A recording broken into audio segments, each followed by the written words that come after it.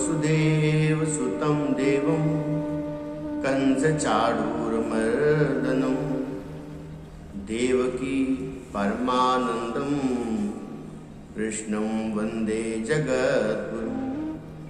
सर्वोपनिषदो गावो दुग्धः गोपालनन्दनः पार्थो वत्स सुधीर्भोक्तः दुग्धं गीतामृतं महत्। बोलिए श्री कृष्ण कन्हैया लाल की जय। अकारण करण करुणावतार भक्त वांछा कल्पतरु पीताम्बरधारी श्री श्याम सुंदर, जिनकी असीम कृपा से हम और आप यह प्रभु कृपा परिवार सब सप्ताह में 2 दिन श्रीमद् भगवद गीता का एक श्लोक उनका उच्चारण करते, पाठ करते और उनके शब्दों के अर्थ पर, उन शब्दों पर, उस भाव पर और भगवान की महिमा पर कुछ क्षण चिंतन करते। जैसा जिसका चिंतन होता है वैसी उसकी वृत्तियां हो जाती हैं। हम भगवान का चिंतन करते हैं तो हमारी वृत्तियां, हमारा चिंतन भगवताकार हो जाता है, हमारा मन अच्छा हो जाता है। और यदि हम दिन भर संसार की चिंता करते हैं तो हमारा मन थोड़ा सांसारिक हो जाता है। धन की चिंता करते हैं तो थोड़ा लोभ में आ जाते हैं। दूसरे के सौंदर्य, दूसरे के वैभव का चिंतन करते हैं तो कभी कभी मन ईर्ष्या में चला जाता है।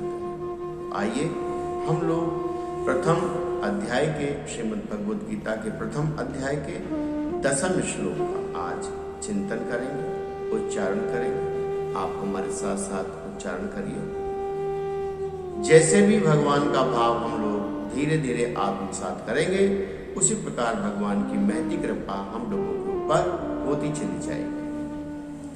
तो जिनके पास गीता की पुस्तक है वो गीता की पुस्तक लेकर बैठे, और जिनके पास नहीं है वह हमारे साथ साथ उच्चारण करें। अपर्याप्तं तदस्माकं अपर्याप्तं तदस्माकं बलं भीष्माभिरक्षितं पर्याप्तं तदमे तेषां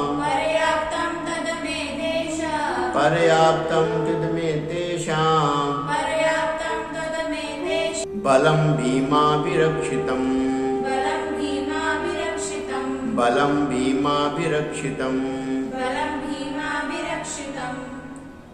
परमात्मा श्री कृष्ण हम सबको जीवन का मार्गदर्शन प्रदान करते हैं। कोई भी भगवदीय अवतार, भगवान श्री कृष्ण हो, भगवान श्री राम हो, महात्मा बुद्ध हो, परशुराम, जो भी संत जन आए, महापुरुष आए, उन सब महापुरुषों ने और भगवदीय अवतारों ने, पूर्ण पुरुषोत्तम भगवान ने हम सब लोगों को एक सुंदर मार्ग प्रदान किया। जो भी भगवदीय अवतार होते हैं उनमें भगवत्ता के लक्षण होते हैं। कहते हैं कि पूत के पांव पालने में ही दिखाई पड़ जाते हैं। भगवान शंकराचार्य, भगवान श्री कृष्ण, भगवान श्री राम, यह ऐसे अलौकिक अवतार हैं जिनका स्मरण करने मात्र से ही हमारे जीवन में मंगल होना प्रारंभ होता है। आज के इस वातावरण में जब सब ओर केवल भय व्याप्त है और उस भय के कारण लोग नाना प्रकार की बीमारियों से ग्रसित होते हैं। भय के कारण लोगों को रात भर नींद नहीं आती। भय के कारण लोगों को आज राह चलना मुश्किल है। और ऐसा ही भय कंस को बैठ गया था। तो रात दिन सोते जागते वह चिंतन किसका करते थे? कंस आज के परिप्रेक्ष्य से, आज के वातावरण को देखते हैं, कंस ज्यादा अच्छा था, क्योंकि कंस के भय का कारण जो था वह भगवान श्री कृष्ण, और हमारे आपके भय का कारण क्या है? बीमारी, मृत्यु और शोक। तो हमारा चिंतन क्या चलता है और कंस का चिंतन क्या चलता? भयात कंस, कंस को भय था तो चिंतन क्या करता था? आया कृष्ण, आया कृष्ण, आया कृष्ण। परछाई देखे तो आया कृष्ण, पानी देखे तो आया कृष्ण। और हम आप क्या करते हैं? टेलीविजन देखते हैं आजकल, तो उस टेलीविजन में क्या दिखाते हैं? बीमारी के बारे में, शोक के बारे में, रोग के बारे में। आप अपनी पूरी सुरक्षा में हैं, अपने घर में सुरक्षित हैं, लेकिन चिंतन क्या चलता है? आई बीमारी, यह मरा, वो मरा, यहाँ शोक हुआ, वहां शोक हुआ। तो ऐसा चिंतन करते करते हमारे रक्त में शोक के अणु परमाणु निर्मित होते हैं। हमारे रक्त में, हमारे चित्त में, हमारे मन में शोक अपना घर। हमारा मन ये नहीं कहता कि हमारे यहाँ शोक आवे, दुख आवे, लेकिन अचेतन रूप से, अप्रकट रूप से हम चिंतन किसका करते हैं? शोक, दुख, अज्ञात शत्रु का। तो साधु संत महापुरुष क्या कहते हैं कि हमें अपने चिंतन को ठीक करना चाहिए। किस प्रकार ठीक करेंगे? अब चिंतन को ठीक करने के कुछ तरीके हैं। यदि हमें अपने चिंतन को ठीक करना है तो सबसे पहले हमें अपने मन को डिस्ट्रैक्ट करना होगा। जिधर वो बह रहा है, मन का काम है बहना। पानी जैसे बहता है ऐसे ही मन बहाव लेता है। तो वह बहाव किस तरफ है? अभिमान की तरफ है, क्रोध की तरफ है, दुख की तरफ है, शोक की तरफ है? किस तरफ आपका मन? और यदि आपका मन ठीक जगह ना बह रहा, अब जैसे पानी नहीं बहता है तो क्या करते हैं? पानी को अगर हम लोग मुक्त छोड़ देंगे तो पानी कैसे बहेगा? बोले जिधर गहराई, जिधर नीचता होगी, जिधर ढलान होगी। तो मन को छोड़ेंगे तो मन किधर जाएगा? बोले जिधर गहराई, जिधर बुरी बातें, जिधर दुख होगा, जिधर भय होगा और जिधर शोक। मन को हमें किस ओर ले जाना है? बोले निर्भयता की ओर ले जाना। दुर्योधन जो पात्र है वह सेनाओं को देखकर आया और आकर के बता रहा है कि किस प्रकार हमारी सेना बल से भरी हुई है। अपर्याप्तम तदस्माकम बलम भीष्माभिरक्षितम। किस प्रकार से उनके तरफ के लोगों ने, भीष्म पितामह ने अपने सेना की रक्षा कर रखी है। और फिर आकर अपनी सेना को देखता है, अपने लोगों को देखता है, क्या कहता है कि पर्याप्तम। भीष्म पितामह की सेना को देखकर कहता है कि ये अपर्याप्त है, यानी यह ज्यादा नहीं है। और अपनी सेना को क्या देखता है तो कहता है पर्याप्तम तुदमे तेषाम बलम भीमाभिरक्षितम। कहता है हमारी जो सेना है उसका बल पर्याप्त है और भीमसेन जो है उसकी रक्षा नहीं कर पाए। हम पूर्ण हैं, भीष्म पितामह हमारी ओर, उनका बल हमारी ओर। तो जीवन में दो चीजों का दर्शन इस श्लोक से हमको मिलता है कि क्या पर्याप्त है और क्या अपर्याप्त। तो जो पर्याप्त है वो साधन हमारे पास है, जैसे भोजन आपके जीवन में पर्याप्त है, श्वास आपके जीवन में पर्याप्त है और समय आपके जीवन में पर्याप्त है, बहुत है। और ऐसा जीवन, ऐसी श्वासें, ऐसा हमारा चिंतन, वो सब के सब आप अगर अपना मन ठीक कर ले, अपने विचारों को ठीक कर ले, तो यह भी आपके पर्याप्त हो जाएंगे। अभी हमारे विचार अपर्याप्त, अभी हमारा चिंतन अपर्याप्त, अभी हमारा ज्ञान अपर्याप्त। जो अपर्याप्त है, जो हमारे पास समुचित नहीं है, जो हमारे पास पूरा नहीं है वह पूरा कैसे हो जाए। भगवान कहते हैं कि यदि आपको हर चीज पूरा करना तो हमारा संबंध किसके साथ होना चाहिए? उस पूर्ण के साथ। जब हमारा संबंध पूर्ण के साथ होगा तो हम भी पूर्ण हो जाएंगे। जैसे हमारा संबंध किसी धनिक के साथ हो जाता है तो भले ही वो हमें धन न दे, लेकिन फिर भी हमें लोग धनवान समझने लगते। उनके साथ उठना बैठना तो लोग समझते हैं कि धनवान के साथ धनवान ही बैठते। और जब जब हम अपने दुर्गुणों वाले लोगों के साथ बैठते हैं, नीच लोगों के साथ बैठते हैं, उनकी संगति करते हैं, तो समाज में एक वातावरण तैयार हो जाता है कि यह व्यक्ति जब उनके साथ बैठता है तो यह भी वैसा ही, जैसा यह व्यक्ति वैसा बने।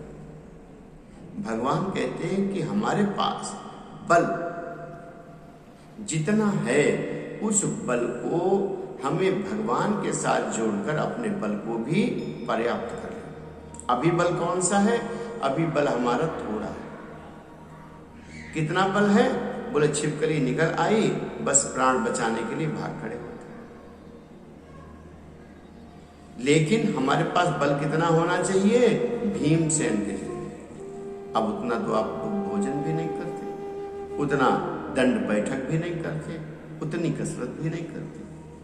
तो भीमसेन का बल देवताओं के द्वारा प्रदत्त था और आपका बल आपके माता पिता और आपके खान पान के द्वारा प्रदत्त है।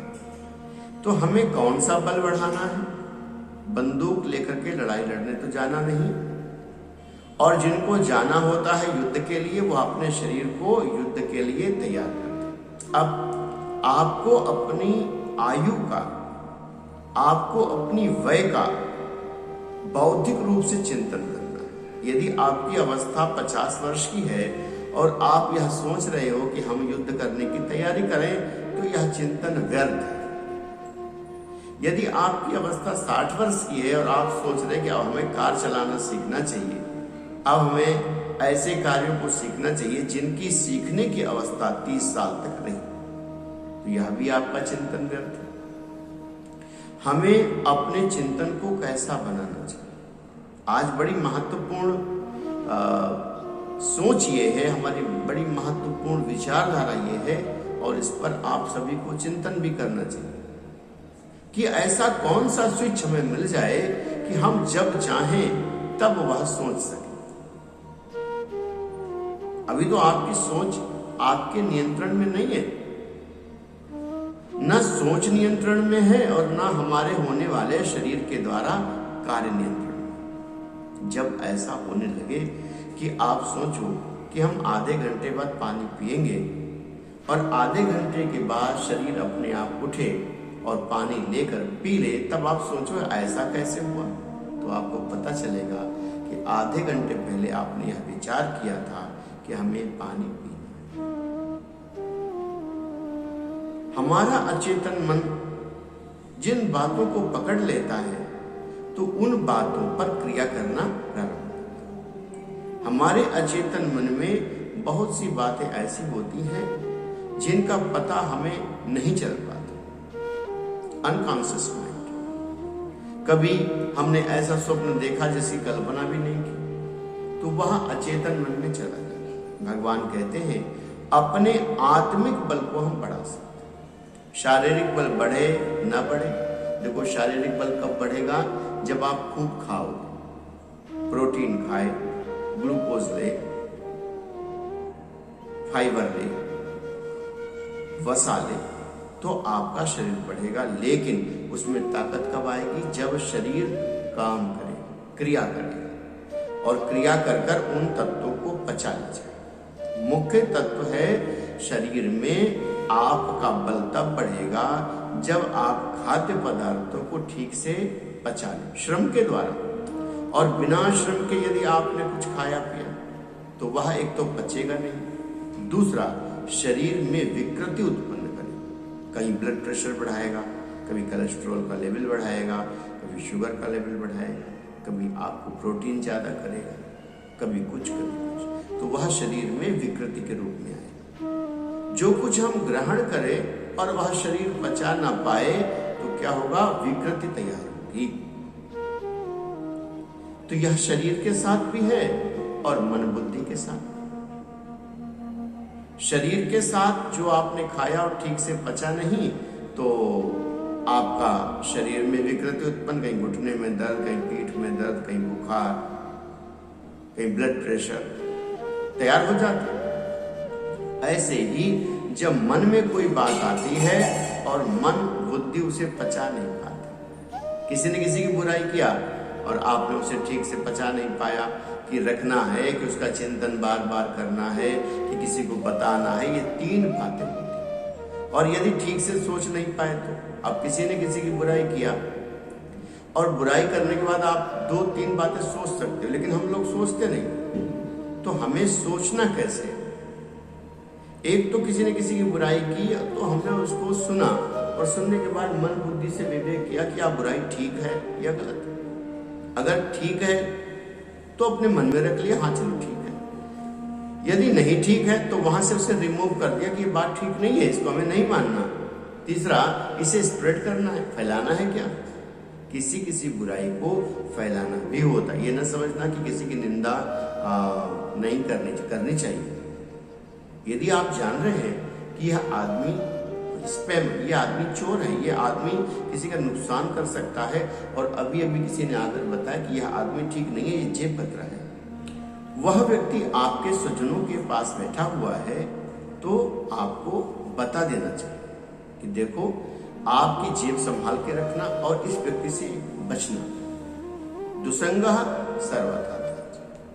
कोई भी दुसंग व्यक्ति हो, शराब पीने वाला हो, और आप जान जाओ कि यह शराबी है, और आपकी माँ, बहन, बेटी, स्वजन उसी रास्ते से जा रहे हो जहां वो रहता हो, तो कदाचित उसके बारे में बताना चाहिए। इसे आप निंदा ना समझे, यह सत्य बात है। स्प्रेड क्या करना है? अच्छी बातों को भी फैलाना है और बुरी बातों को सोच समझ कर भी बताना। अब ऐसा भी ना हो कि दिन भर आप बुरी बातों का ही एक बार बता दिया, लोगों को सावधान कर दिया, हो गया। अच्छी बातों को बहुत ज्यादा पसारना चाहिए और बुरी बातों को कब जब जरूरी ज्यादा हो जाए।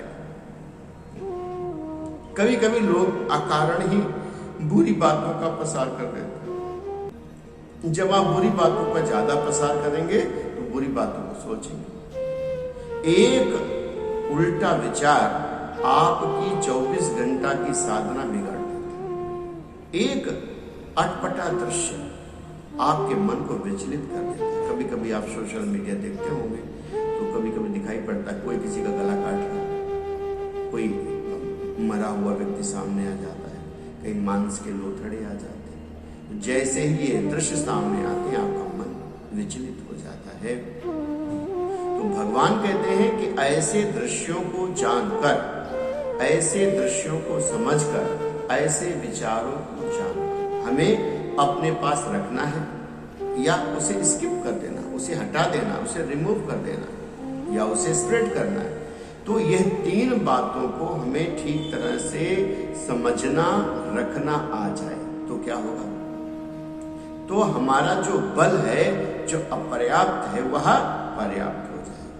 पर्याप्तम तुदमेतेषां, तो वह बल पर्याप्त हो जाएगा। नहीं तो दुर्योधन की तरह हम सोचते रहेंगे हमारा बल तो पर्याप्त है, हमारा बल तो पर्याप्त है, हमारा बल तो पर्याप्त है। यह अभिमान कहता है कि आई एम, मैं सब कुछ जानता हूं।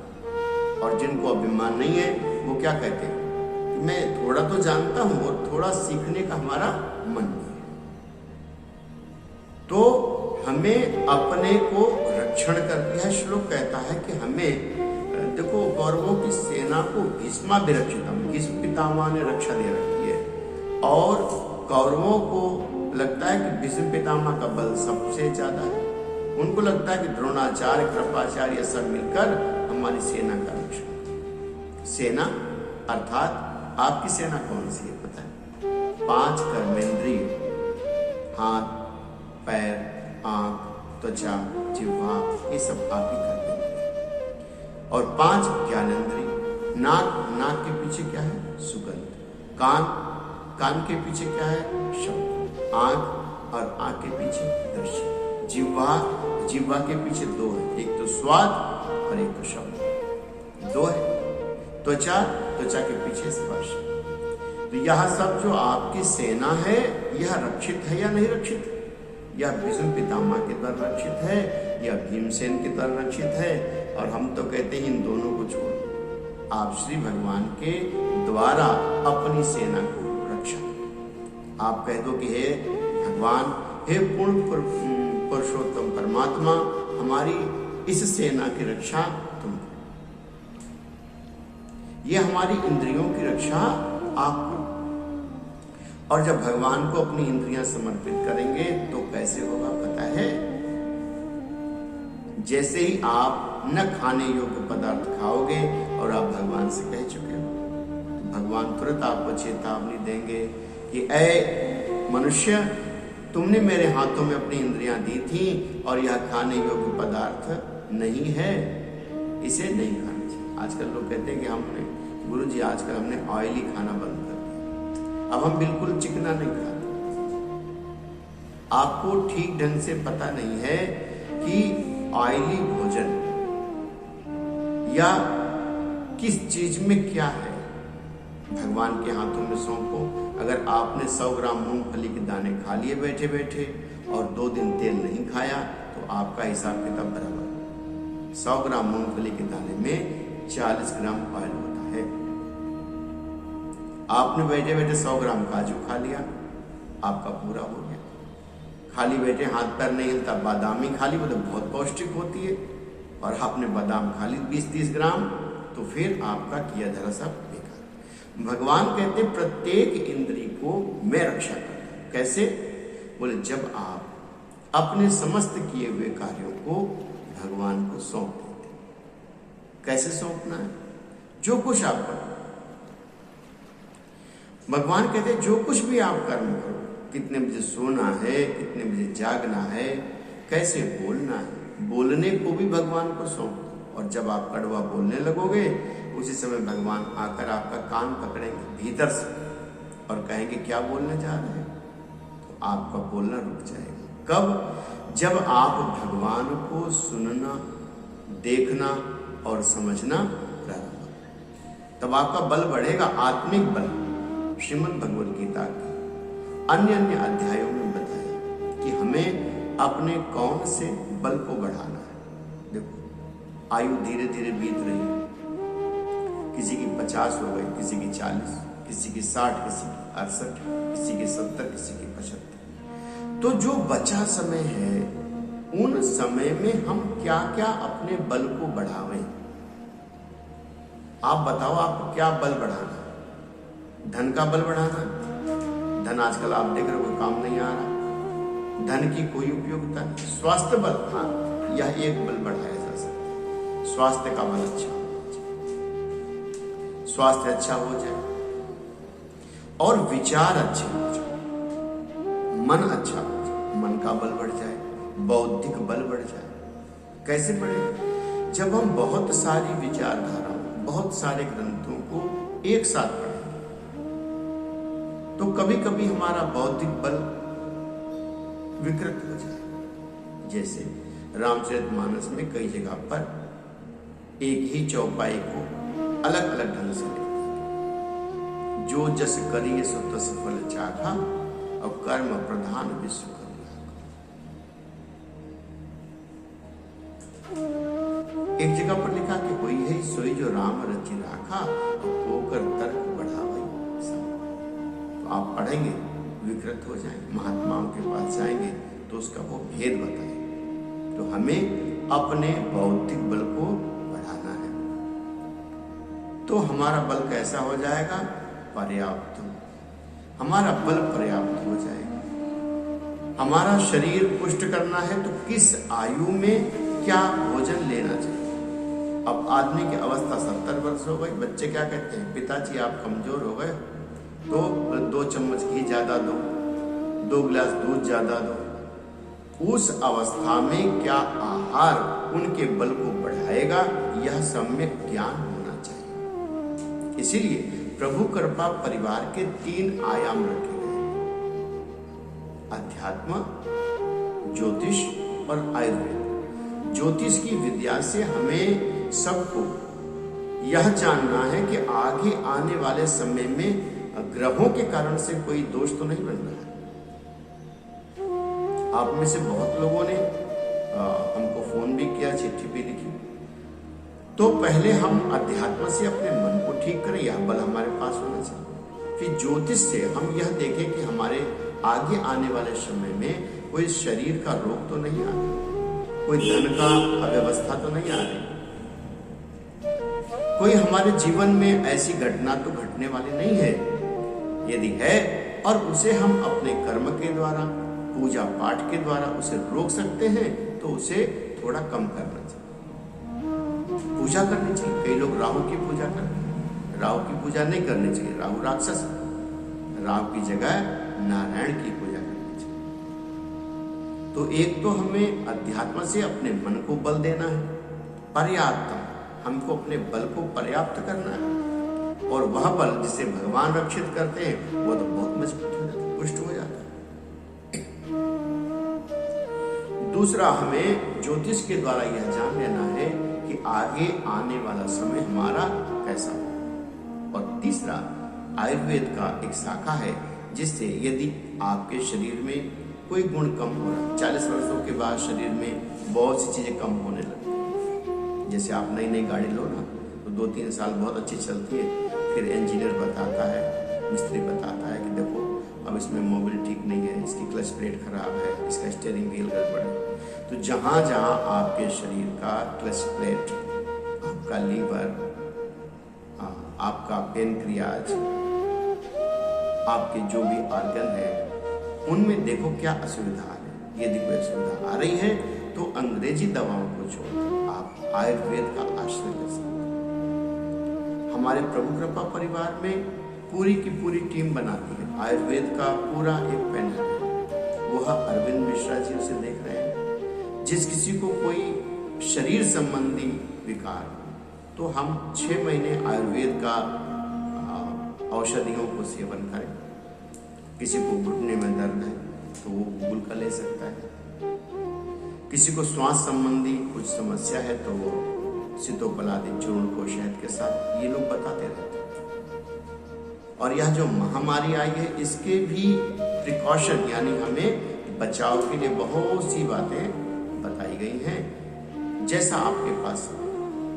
और यदि हमें अपने आगे आने वाले समय के बारे में कुछ जानना है तो वो सूर्यांग जी बैठे हुए हैं। सूर्यांग जी नोएडा में रहकर सभी सेवाएं देते हैं। ज्योतिष संबंधी उनकी 12 लोगों की टीम है, वह सब आपकी सेवा में लगे।